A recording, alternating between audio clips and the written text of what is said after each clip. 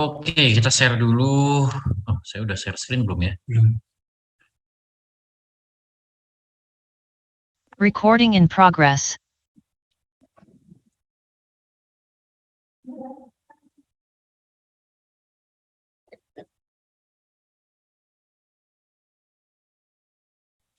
Oke,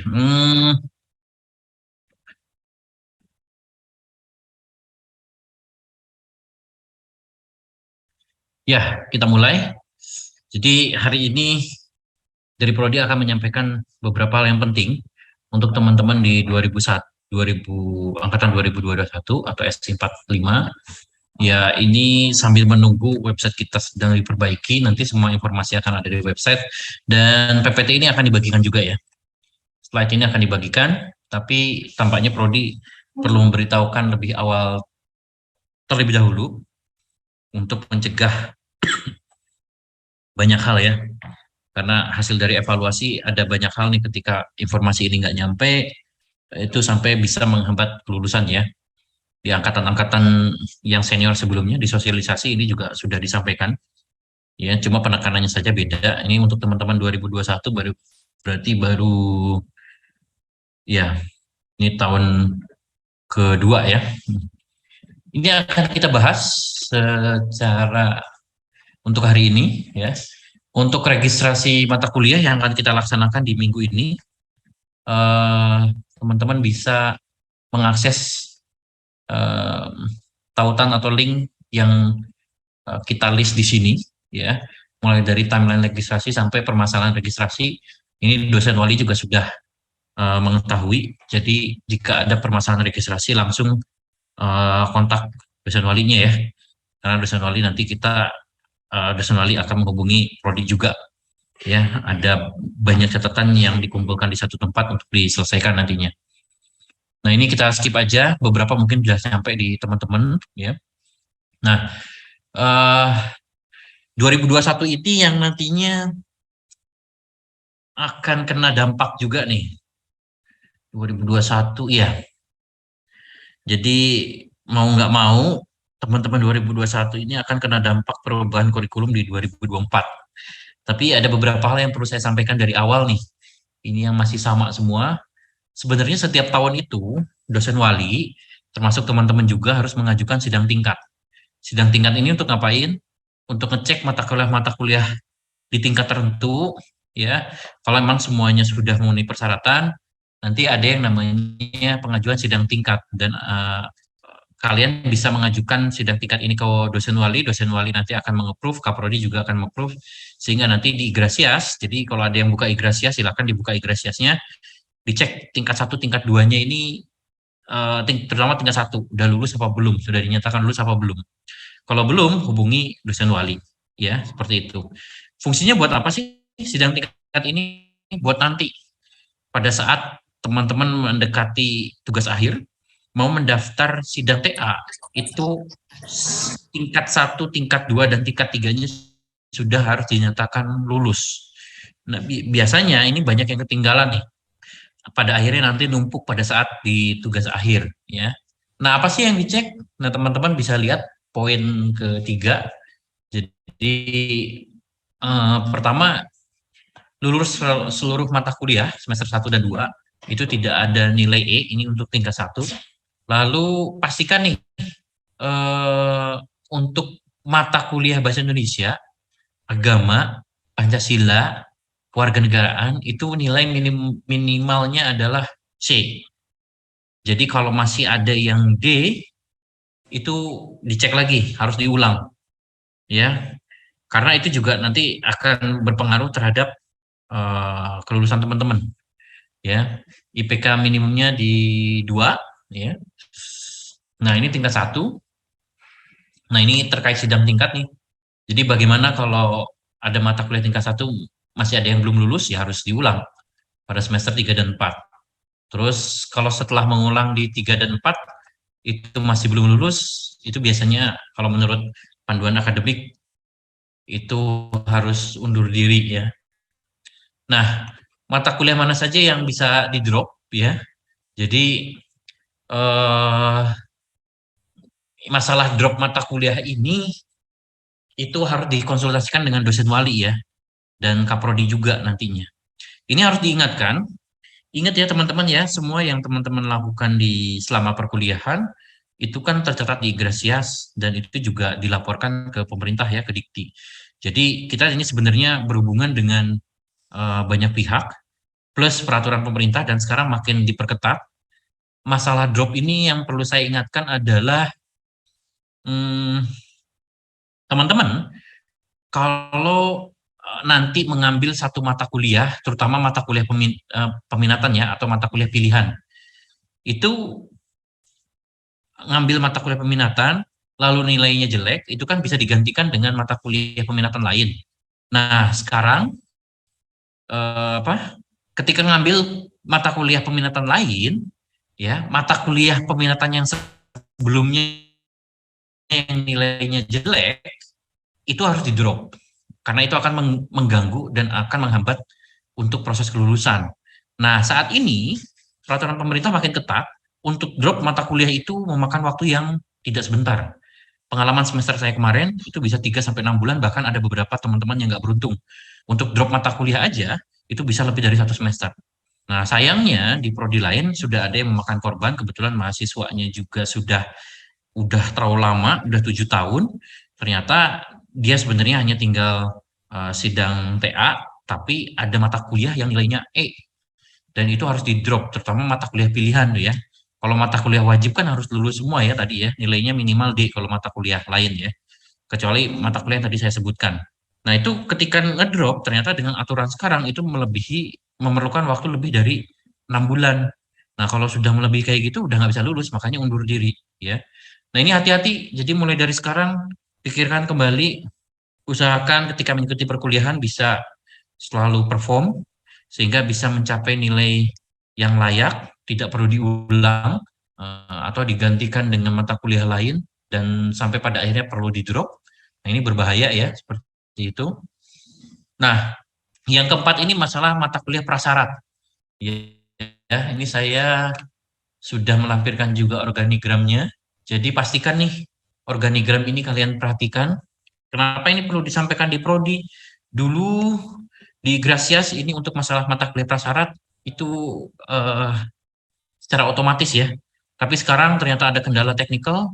Beberapa case kemarin lolos. Nah ini masalahnya kalau sampai teman-teman nggak aware masalah mata kuliah prasyaratnya, ini akan jadi masalah di kemudian hari. Jadi kita sama-sama aja, prodi juga ngontrol, teman-teman juga ngontrol. Nah, mata kuliah prasyarat ini teman-teman bisa ngelihat dari yang panah. Misalkan kalau saya ngasih contoh nih, syaratnya dari mengikuti integrasi aplikasi adalah pengembangan aplikasi website. Nah, pengembangan aplikasi website ini syaratnya adalah PBO, pemrograman berorientasi objek. Pastikan semua mata kuliah prasyarat ini sudah dipenuhi ya, supaya tidak ada masalah. Oke.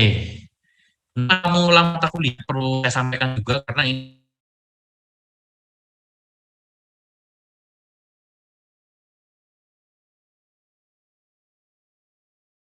ini ada juga yang mengakibatkan malah harus mencapai nilai tertentu. Misalkan nih di nomor 1 poin A. Kalau misalkan agama bahasa Indonesia Pancasila kewarganegaraan itu belum sampai C, ya harus diulang sesegera mungkin karena ada batasnya nih untuk ulang mata kuliah ini. Lalu untuk poin B-nya untuk mata kuliah lain itu minimal D. Kalau masih nilainya E harus diulang ya. Jadi kalau untuk mengulang mata kuliah yang belum lulus nggak masalah. Tapi case yang kedua, mengulang mata kuliah yang sudah lulus dengan tujuan untuk menaikkan nilai, ini tidak direkomendasi. Kenapa? Beberapa case ya yang terjadi malah ketika mengulang nilainya malah mata kuliah tersebut malah jadi nggak lulus. Kalau sudah dapat nilai A, B, B, sudahlah ya. Jangan terlalu ambis kecuali memang teman-teman punya komitmen yang tinggi ya untuk bisa mencapai nilai yang lebih baik dari yang semester sebelumnya. Nah ini sempat jadi masalah juga. Nah yang lainnya kenapa ini perlu diingatkan? Ini karena memang case-nya juga banyak terjadi dan ingat kalau dari pemerintah masa studi kalian itu 7 tahun. Ya, kalau dari pedoman akademik yang baru 2022 tell you itu dibatasi 6 tahun. Jadi saya lebih menyarankan teman-teman lulus tepat waktu saja, 4 tahun ya, lebih-lebih dikit nggak masalah. Ya, tapi dari sekarang harus nyusun strategi nih, seperti itu. Karena kalau sudah melewati masa studinya, itu udah pasti akan diminta untuk undur diri atau DO.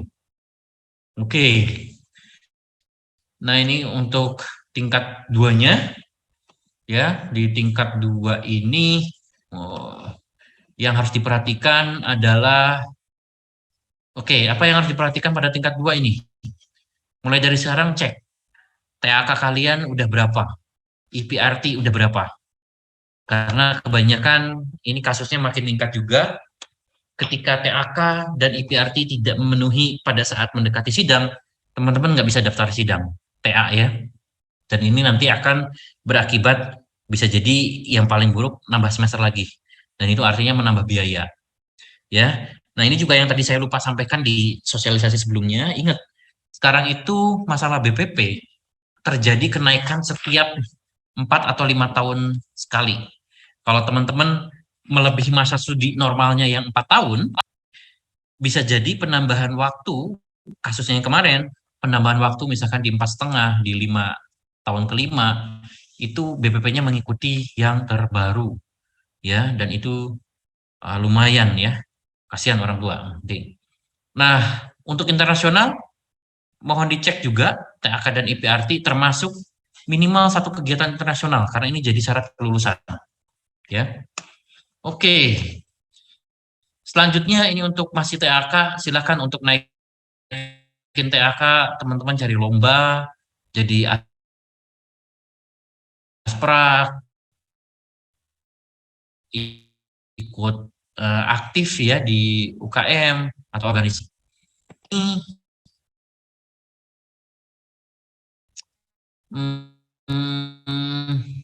Di semester 6-nya nanti teman-teman akan melakukan adalah untuk kerja praktek nih. Jadi di tingkat ini teman-teman sudah harus mencari apa informasi tentang kerja praktek, karena kasus-kasus yang kelulusannya ya tidak sedikit ya. Pastikan teman-teman ketika kerja praktek ada surat pengantarnya, diketahui juga oleh prodi, ya semua persyaratannya dipenuhi, dan jangan lupa pada saatnya ada 2. Nah, ini masih banyak terjadi kasus-kasus yang kerja praktek tidak melapor sehingga nilainya tidak masuk. Habis itu lagi-lagi ya, habis itu dia ternyata mau daftar sidang, ya nggak bisa. Kalau KPPM-nya atau mata kuliah kerja prakteknya ini belum lulus, kalian teman-teman nggak bisa mendaftar untuk tugas akhir, ya seperti itu. Oke, ini mata kuliah pilihan prodi, ya. Jadi teman-teman bisa lihat di sini ada 5 peminatan atau pilihan. Ada Enterprise Data Engineering, ini mata kuliahnya. Ada Sistem Arsitektur dan Governance, ini mata kuliahnya. Ada Enterprise Infrastructure Management, ini mata kuliahnya. Ada Enterprise Intelligent System Development, ini mata kuliahnya. Dan yang terakhir adalah Enterprise Resource Planning, ini mata kuliahnya. Nah, peminatan ini kenapa penting? Penting. Jadi nanti teman-teman itu tugas akhir itu dikerjakan berdasarkan peminatannya. Topik tugas akhirnya itu akan atau harus sesuai dengan peminatannya. Dan nanti akan ada seleksi peminatan. Nah, seleksi peminatan ini itu untuk menentukan tugas akhir kalian itu topiknya di peminatan apa. Dan pengambilan mata kuliah yang sesuai peminatannya itu menjadi salah satu komponen penting untuk menentukan peminatan kalian itu masuknya apa. Ya, nanti ada seleksinya. Nah, ini kayaknya setelah ini ada, nah ini masalah seleksi di semester 6 ya. Jadi di sini peminatan itu akan menentukan topik tugas akhir. Seleksi peminatan sampai saat ini masih dilakukan di semester 6 walaupun nanti mungkin ada perubahan ya, akan ditarik lebih maju lagi. Tujuannya untuk ngapain? Itu tadi Untuk nanti teman-teman di 2 semester sebelum lulus itu nanti teman-teman mengambil mata kuliah metode penelitian, itu sebagai TA1, hasilnya adalah proposal. Lalu pada saat lulus mata kuliah ini, teman-teman baru boleh mengambil mata kuliah tugas akhir. Sambil mengerjakan tugas akhirnya, melakukan bimbingan TA. Ya. Nah, nanti kenapa kok ada seleksi peminatan? Pertama, di setiap peminatan itu dosen tidak merata, sehingga nanti harus ada seleksi dan masing-masing dosen itu ada kuotanya. Ya, ini ada catatan, semuanya itu harus mengikuti seleksi. Kalau tidak mengikuti seleksi nanti akan ditempatkan pada peminatan yang masih ada sisa kuotanya. Jadi ini memang berlomba-lomba untuk ini ya, memenuhi persyaratan seleksi peminatan. Nah, ini alurnya nanti teman-teman bisa baca ketika slide-nya sudah disebarluaskan. Ya, pastikan alurnya sesuai. Nah, ini yang juga harus diperhatikan nih, karena mata kuliah prasyarat ini menjadi komponen penting penilaian. Teman-teman bisa masuk peminatan mana.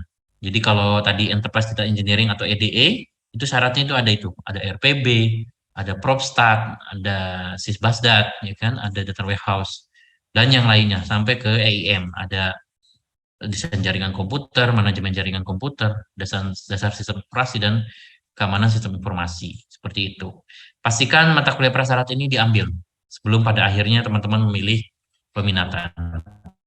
Oke. Ini masih tentang peminatan. Jadi nanti pada saat seleksi peminatan, itu teman-teman harus ada 2 pilihan nih. Dan itu harus beda kelompok keahlian. Jadi kalian nggak bisa memilih pilihan 1 dan pilihan 2 untuk peminatan yang berada dalam satu kelompok keahlian.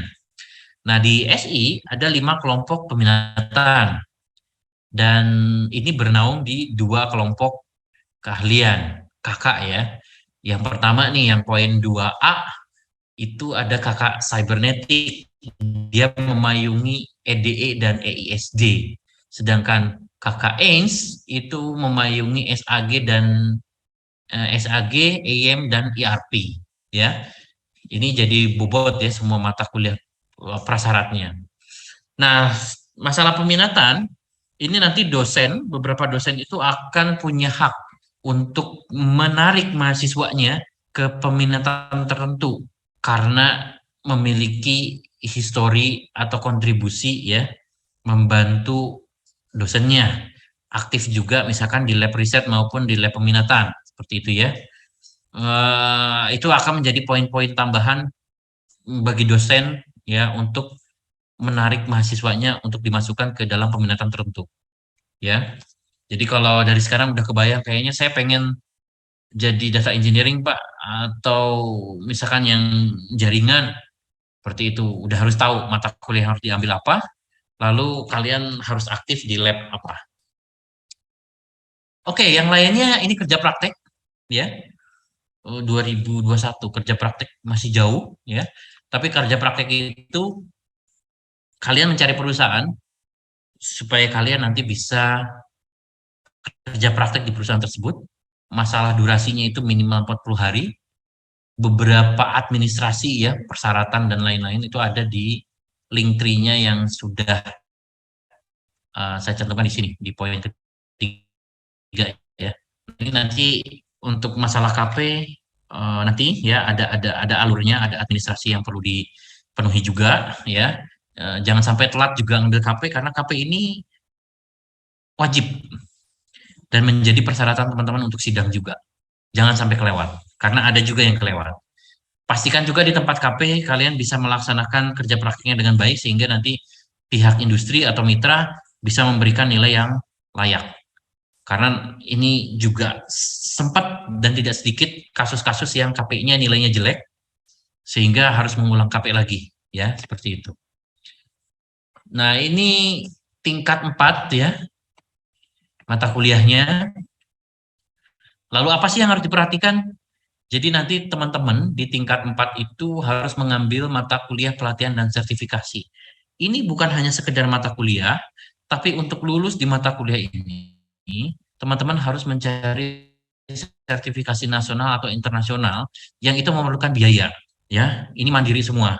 Nah, saat ini beberapa dosen ya atau dosen koordinatornya mata kuliah ini sebenarnya sudah memiliki referensi atau daftar pelatihan dan sertifikasi yang teman-teman bisa ambil ya untuk diikuti sehingga nanti itu akan jadi nilai mata kuliah pelatihan dan sertifikasi. Ini perkiraan biaya sertifikasinya dari sekarang mulai nabung. Kenapa pelatihan dan sertifikasi ini penting? Sertifikasi nasional atau internasional ini akan menjadi nilai tambah buat kalian ketika nanti memasuki dunia kerja ya. Sehingga di SI, terutama di Telkom University mewajibkan sertifikasi nasional maupun internasional. Oke. Nah, yang poin ketiga ini adalah syarat lulus S1. Ya. Dicek dari sekarang ya, buka igrasiasnya SKS teman-teman berapa, lalu perkiraan nanti ngambil SKS per semester ke depannya berapa, kira-kira bisa mencapai nggak 140 SKS di semester ke-8 ya. Cek juga semua mata kuliah wajib prodi itu sudah diambil dan lulus belum,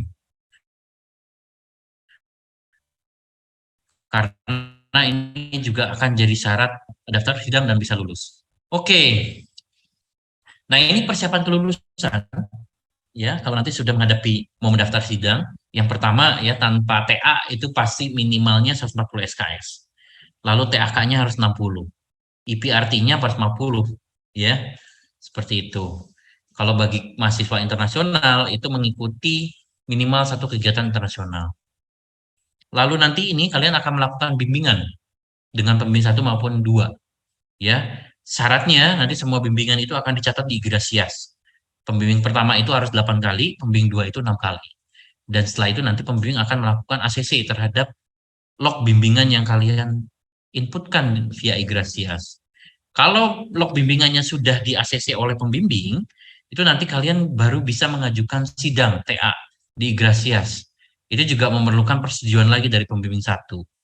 Nah, setelah itu nanti kalian akan berhubungan dengan aplikasi yang digunakan di FRI, Fakultas Rekayasa Industri, yaitu SOFI. Ini aplikasi wajib untuk sidang tugas akhir, ya. Dan aplikasi SOFI ini terintegrasi dengan Igrasias sehingga kalau ada beberapa persyaratan yang tidak memenuhi, seperti yang tadi saya sampaikan, mulai dari SKS, IPRT, TAK, itu teman-teman nggak akan pernah bisa mendaftar di SOFI, ya, untuk melakukan sidang TA. Nah, setelah sidang TA itu nanti kalian akan dinyatakan lulus tanpa syarat atau bersyarat. Dan baru dinyatakan benar-benar lulus itu kalau revisinya dinyatakan sudah selesai oleh penguji dan nanti akan diajukan ke sidang yudisium ya. Pada akhirnya kalau di sidang yudisium ini sudah dinyatakan lulus, maka teman-teman sudah berhak untuk bisa mendaftar wisuda. Nah, ini poin yang kedua bagi teman-teman yang ingin kumlot. Ingat ya, kumlot itu syaratnya pertama itu hanya lulus tepat waktu. Lulus tepat waktu itu yang apa? Yang masa studinya tidak lebih dari 4 tahun. Ya. Lalu pastikan IPK-nya minimal 3,5. Nah, syarat yang nomor 2 dan 3 ini adalah atau.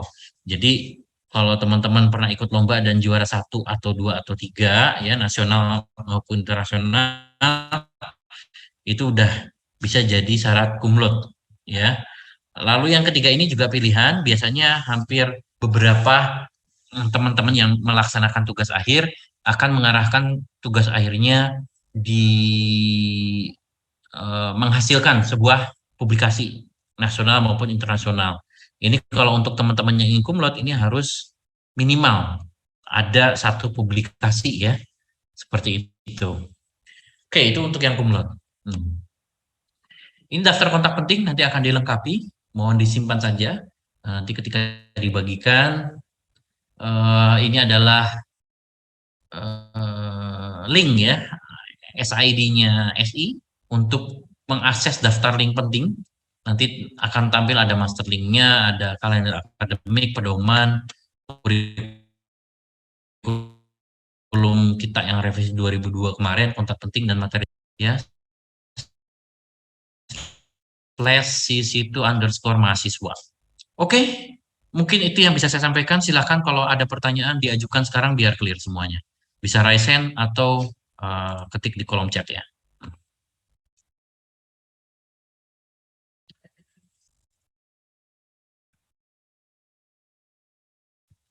Oke, Alfi, silakan Alfi. Baik, Assalamualaikum warahmatullahi wabarakatuh. Selamat siang Pak, perkenalkan saya Alfiri Jukseni Daulay dari SI 4501. Mau bertanya Pak terkait sertifikasi tadi Pak. Untuk sertifikasi yang pada tingkat pada semester 7 maksud saya Pak. Pada semester 7 itu harus dari pihak Telkom atau kita bisa pakai pihak ketiga yang BNSP Pak? Bisa, bebas. Itu yang saya bilang, teman-teman bisa nyari sendiri, tapi dosen-dosen juga punya referensi sehingga kalian nggak perlu nyari. Itu pilihan, mau pakai yang dari dosen atau yang dari luar. Karena yang dari dosen juga kita ada, yang BNSP dan lain-lain itu ada, seperti itu. Baik, dan untuk standarnya berarti nasional dan internasional ya Pak? Iya, betul.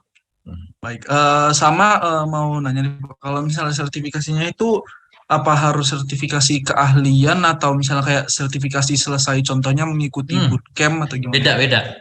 Kalau itu bukan sertifikasi kalian ya, sertifikasi kompetensi itu bukan sertifikasi completion.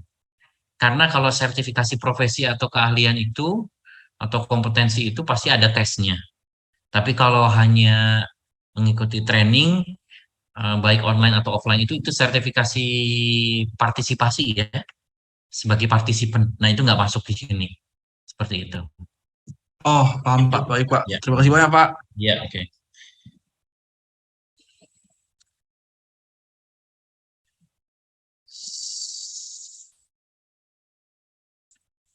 Oke, kita baca dulu di chat. Beberapa teman yang ada di waiting room. Oke. Oke, kayaknya perlu diiniin. Sultan. Nah, oke. Sertifikasi, ini Sultan nanya, sudah include dengan UP3. Yang sudah include itu untuk kelas internasional ya. Kalau internasional itu sertifikasi itu nggak perlu bayar ya. Karena beda ya kan. Kalau reguler itu pembiayanya sendiri ya. Oke. Kalau Sultan sendiri ini internasional atau apa nih? Yang jelas kalau internasional sudah include ya. Oh reguler ya. Beda itu. Jadi makanya ini saya umumkan dari sekarang karena sekarang kasus-kasus case-case yang belum siap mengikuti sertifikasi ini kebanyakan ada kendala di finansial ya. Jadi nabung dari sekarang ya. Oke, masih di chat dulu sebelum nantinya ke Arvin ya. Telma, untuk KP persyaratannya apa Pak? Untuk bisa melaksanakan KP ya. Untuk KP itu kan KP dibukanya mulai di semester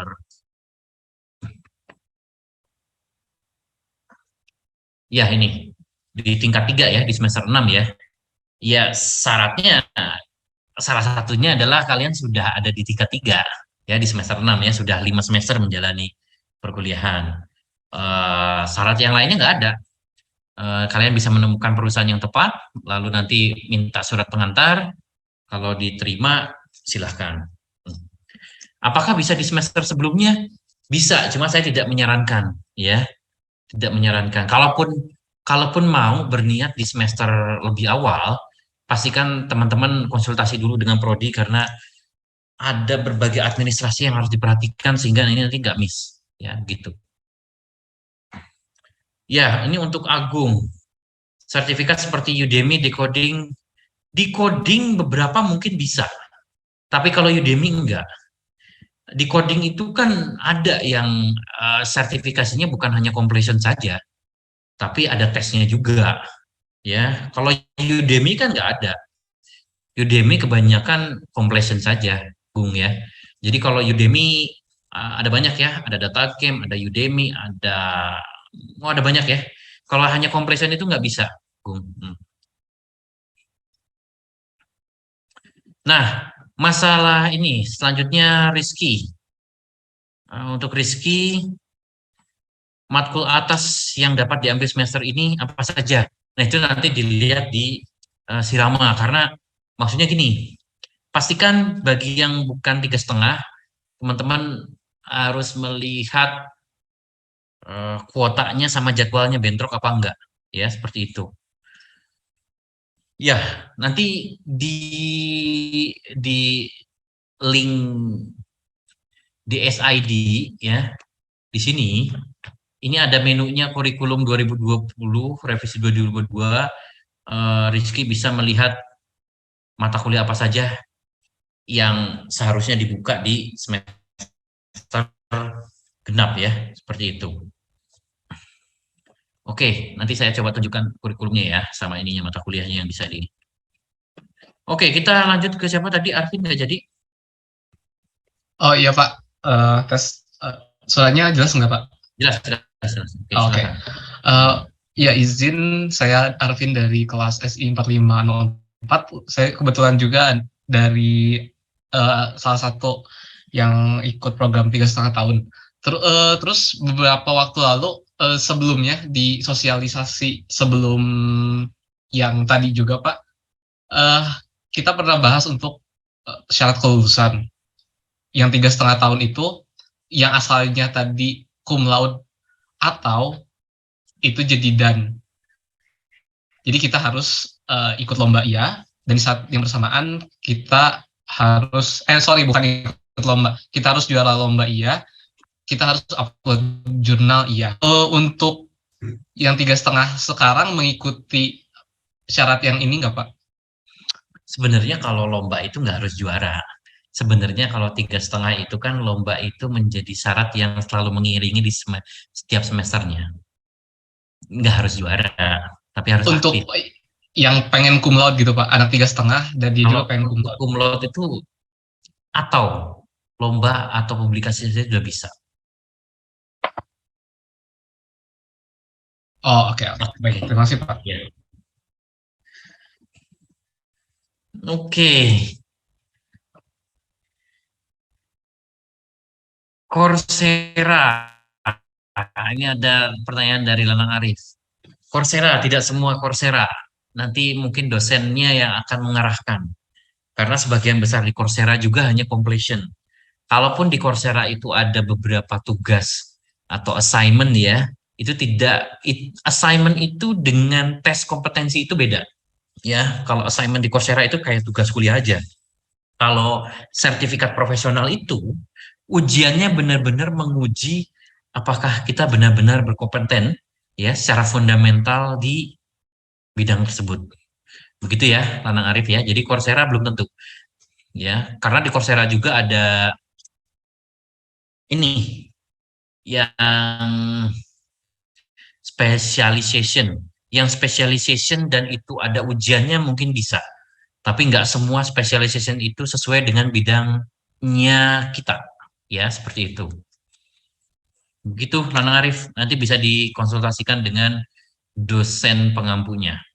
Lalu ini lanjut ke Rafa. Jika mengambil program magang merdeka, apakah dari prodi Fakultas akan mempermudah birokrasi pertukaran SKS dengan dosen pengampu? Nah, oke. Saya akan ini ya. Ingat MBKM itu program pemerintah ya. Dan kita nggak bisa nolak, masalah konversi itu udah ada aturannya. Nggak bisa sembarangan. Nah, ini perlu saya sampaikan. Jadi, bagi teman-teman yang nanti mau ikut MBKM, pastikan dulu mau ikut program apa. Lihat tabel di, saya coba ini dulu, pastikan ini udah ke-share. Ya. Tabel sebelah kiri atas itu melis nama program MBKM. Dan di tabel kiri atas ini ada 2 kolom. Itu kalian kalau misalkan ikut, misalkan studi independen, itu artinya nanti kalian harus mengambil mata kuliah MBKM perkuliahan.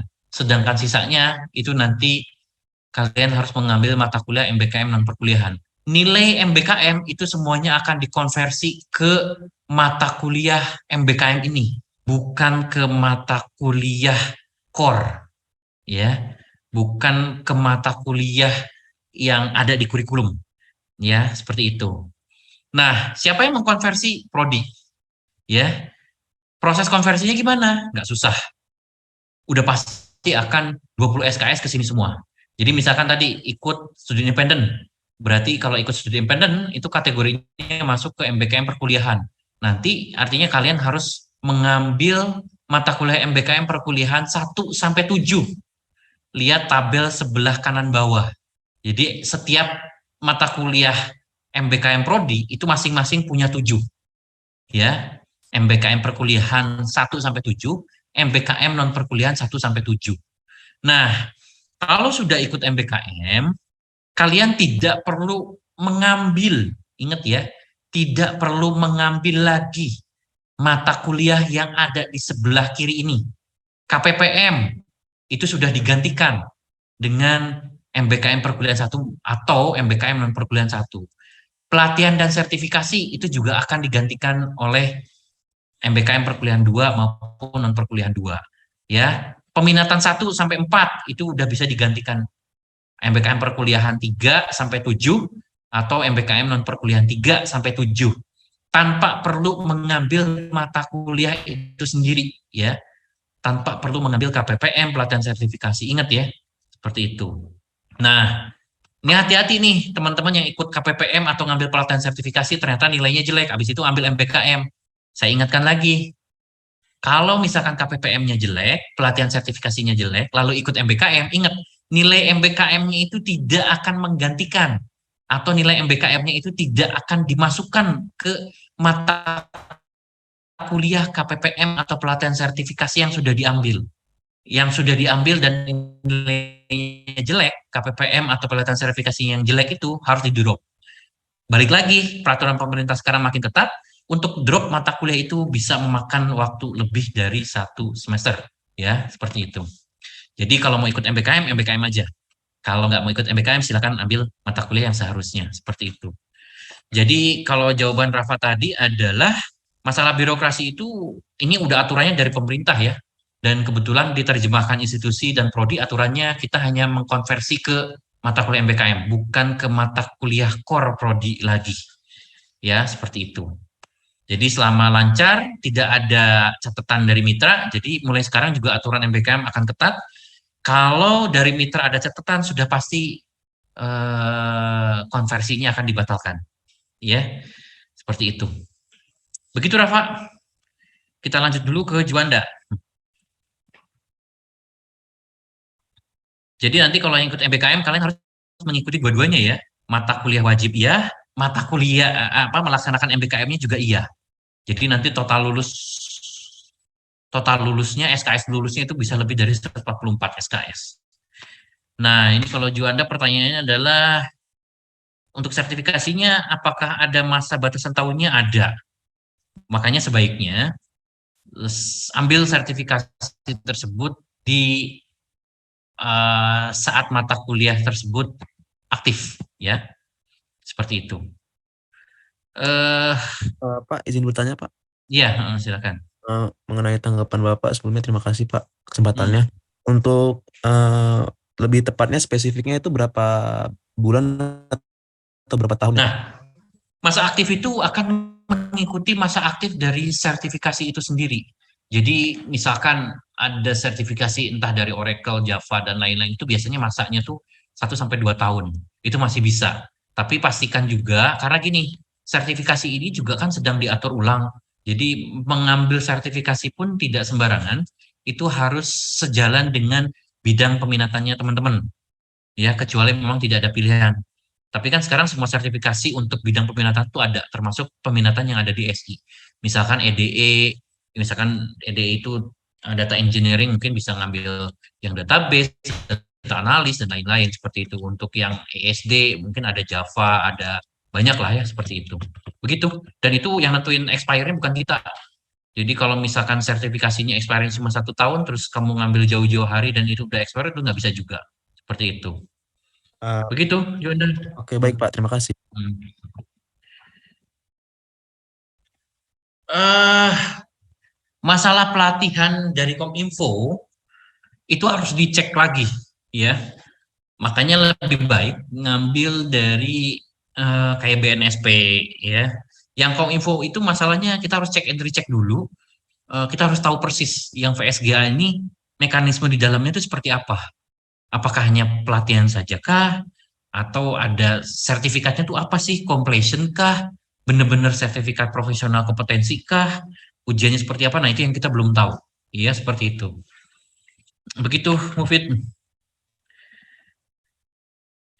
Nah, untuk yang Google, Google kemarin, itu emang beda. Karena itu Google kerjasama langsung dengan kita, dan dari institusi sudah memerintahkan fakultas dan prodi untuk mengakui sertifikasi Google kemarin itu untuk pelatihan dan sertifikasi. Jadi teman-teman yang kemarin berhasil menyelesaikan yang Google, simpan dulu. Nanti pada saat mau ngambil pelatihan dan sertifikasi, mohon kabari saya dan kita langsung diskusi dengan dosen pengampunya untuk mengakui tersebut. Ya, begitu, Evan Dani. Oke, Alfi lagi. Baik Pak, Silakan. saya mau nanya untuk magang yang tidak mengikuti dari MBKM Pak. Contohnya kayak magang-magang dari perusahaan tertentu yang memang dia bukanya itu bukan berdasarkan MBKM Pak. Nah, jadi kalau untuk sistem konversi SKS-nya ngikut MBKM atau gimana Pak? Nah, masalahnya MBKM yang ada ini pemerintah dan kita udah dapat aturan formalnya dari pemerintah. Kalau yang di luar itu yang susah, nggak bisa. Dan itu nanti yang tadi saya bilang, semua yang tercatat semua yang kalian lakukan di sini tercatat di Igrasias, yang di Igrasias itu akan dilaporkan ke pemerintah. Apalagi MBKM itu ada pelaporan sendiri dan itu ada timnya sendiri. Kalau misalkan di prodi melaporkan kegiatan MBKM yang tidak tercatat, itu nanti bermasalah di kelulusan kamu dan bisa jadi nanti permasalahkan juga di SKS-nya. Begitu ceritanya, Alfi. Beda nanti prodi Prodi kan sedang kerjasama nih dengan setidaknya 10 perusahaan dan itu akan jadi program MBKM mandirinya Prodi. Nah, itu beda. Nah, itu nanti akan tercatat di mana institusi juga akan melaporkan ke pemerintah. Contohnya ini, URAP Entrepreneurship dan Researchship. Ini sebenarnya MBKM mandirinya TELU yang sudah diketahui oleh pemerintah. Seperti itu. Begitu, Alfi. Baik Pak, mau bertanya tambahan sih Pak. Jadi kan contohnya Pak, kayak sekarang kan udah banyak contohnya Pak dari Dana Karir, terus juga beberapa perusahaan seperti PNG dan juga kayak Unilever kan ada buka pendaftaran kayak future leader programnya dan beberapa yang hitungannya magang Pak. Jadi sistemnya itu berarti tidak bisa sepenuhnya mengikuti sistem MBKM, tapi nanti jadi lebih susah gitu ya Pak. Iya, karena nggak ada aturannya kan. Kalau kita aturannya ikut pemerintah. Beda kalau misalkan si Unilevernya atau perusahaan-perusahaan tersebut kerjasama dengan Prodi, nanti Prodi secara administrasi ngurusin sampai ke institusi, sampai ke pemerintah, diurusi oleh institusi, terus diakui sebagai MBKM mandiri persis seperti WRAP Entrepreneurship dan Researchship, nah itu bisa sampai 20 SKS, begitu. Begitu ya. Baik, Pak. Berarti kalau misalnya kita mau ke suatu perusahaan, usahain yang ada MBKM-nya juga ya, Pak? Udah menyediakan MBKM. Iya, dan MBKM yang tercatat di pemerintah itu kan ada ininya kan, platform webnya ya, Merdeka Belajar. Iya, betul, Pak. Iya, Betul, betul. Pak. Baik. Terima kasih, Pak. Iya, sama-sama. Oke, silakan. Yang lain? Kita masih ada waktu sekitar 5-10 menit.